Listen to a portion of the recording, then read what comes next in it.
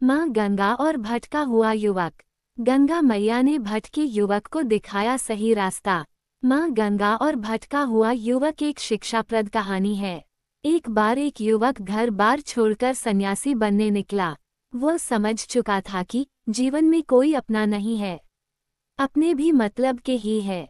उसने सोचा, अब केवल ईश्वर का सहारा है। यही सोच वह घर से निकल पड़ा। बनारस में गंगा किनारे बहुत से छोटे बड़े साधुओं के आश्रम थे। वही एक आश्रम में रहने लगा। भगवान के प्रति उसका विश्वास अटूट था। जब भी कोई उसे उसके दुख के बारे में या उसकी गलतियों के बारे में कुछ कहता, तो वह तुरंत बता देता कि गंगा मैया के जल में डुबकी लगाने से 108 यज्ञों का फल मिलता है और सारे पाप भी धुल जाते हैं। राम नाम जपने से सारे पाप धुल जाते हैं, सारे कष्ट मिट जाते हैं। भोले बाबा है ना, मेरी नया पार लगा देंगे। वरिष्ठ सन्यासी के हितकर वचन। इतनी श्रद्धा भक्ति के बाद भी वह अभी सन्यासी बनने के लिए परिपक्व नहीं था। उसे आज भी इंद्रिय आसक्ति थी। बनारस में उसका कोई घर परिवार तो था नहीं। उसने इंद्रियों पर विजय भी प्राप्त नहीं की थी। जब भी उसे इंद्रिय आसक्ति सताती, वह वैश्यागमन करता। वैश्यागमन के उपरांत गंगा मैया के जल में डुबकी लगा लेता। धीरे धीरे उसके आश्रम में तथा बगल के आश्रमों में भी उसकी चर्चा होने लगी। एक दिन एक परिपक्व सन्यासी ने उसे युवक के हित में उससे कहा कि भाई, या तो तुम अपने सांसारिक जीवन में लौट जाओ या नहीं तो अपनी इंद्रियों पर विजय प्राप्त करो। तुम प्रतिदिन गंगा मैया में डुबकी लगाते हो, फिर वैश्यागमन जैसे पाप कर्म करते हो, इससे क्या लाभ? युवक कहाँ समझने वाला था। आगे उन सन्यासी ने कहा, तुम्हारे जप अग्निहोत्र के सारे पुण्य क्षण भर में शून्य हो जाते हैं। न तुम्हें अपनी इंद्रियों पर विजय प्राप्त हो रही है, न तुम अपनी आत्मा को मलिन होने से रोक पा रहे हो। ऐसे सन्यास आश्रम का क्या लाभ? इस पर वह युवक कहता है, अरे भाई जी, आपको नहीं पता, गंगा मैया के जल में डुबकी लगाने से 108 यज्ञों का फल मिलता है और सारे पाप भी धुल जाते हैं। मैं तो केवल एक ही पाप करता हूँ, वही मैं प्रतिदिन गंगा मैया में 2 बार डुबकी लगाता हूँ।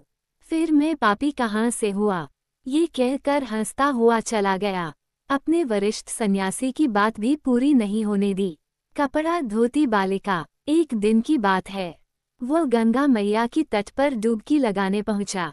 वहां एक 12-13 वर्ष की बालिका वस्त्र धो रही थी। उसे देख उस युवक ने सोचा, यह बालिका चली जाए तब मैं नहाऊंगा। परंतु वह बालिका जाने का नाम ही नहीं ले रही थी। तब उस युवक ने उस बालिका देखना चाहा कि आखिर वह कर क्या रही है। जब उस युवक ने बालिका को देखा तो चिढ़ गया। वह बालिका एक सफेद वस्त्र को रगड़ रगड़ कर साफ कर रही थी। ज्यों ही वह वस्त्र साफ हो जाता, उसे तट पर जमे चिकनी मिट्टी के कीचड़ में रगड़ती, जिससे वस्त्र पुनः गंदा हो जाता। फिर उस गंदे वस्त्र को गंगा मैया के जल में डालकर रगड़ रगड़ कर साफ करती। क्रोधित युवक को गंगा मैया की फटकार। कुछ देर तक तो युवक ने सब्र बांधा।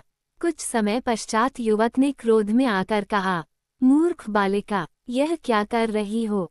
समय और सामर्थ्य दोनों ही नष्ट कर रही हो।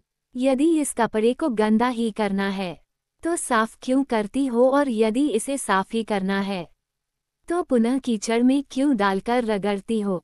ये सुनते ही वह बालिका एक स्त्री में परिवर्तित हो गई। फिर क्रोध से भरी उन महिला ने जोर से बोला, अरे मूर्ख, यही तो मैं तुझे समझ रही हूँ कि तू अपना समय और सामर्थ्य दोनों नष्ट कर रहा है। यदि तुझे पाप कर्म ही करने हैं तो आकर मेरे स्वच्छ जल में उन्हें धोता क्यों है? यदि मेरे स्वच्छ जल में सारे पाप कर्म धो देता है तो फिर पुनः जाकर पाप कर्म करता क्यों है? युवक को हुआ अपनी भूल का एहसास। युवक सीधा माता गंगा के चरणों में गिर पड़ा। रोता हुआ बोला, माता, मुझसे गलती हो गई, मुझे क्षमा कर दो। अब मैं जिस पाप को धो दूंगा उसे पुनः नहीं दोहराऊंगा। फिर माता ने उसे सही रास्ते पर लाने के लिए कहा, सुनो बालक, मैं तेरी डुबकी पर तेरे पाप धुल दूंगी, परंतु जानबूझकर तूने यदि अपने इंद्रिय सुख के लिए वही पाप कर्म फिर से किए तो तुझे अपने ही जल में समाधि दे दूंगी। ये कह गंगा मैया अंतर्ध्यान हो गईं। अगर आपको हमारा वीडियो पसंद आया हो तो कृपया चैनल को सब्सक्राइब करना न भूलें। वीडियो को लाइक करें, अपने दोस्तों के साथ शेयर करें और कमेंट करके हमें ज़रूर बताएं कि आपको कैसा लगा। आपकी एक छोटी सी प्रतिक्रिया हमारे लिए बहुत बड़ी प्रेरणा है।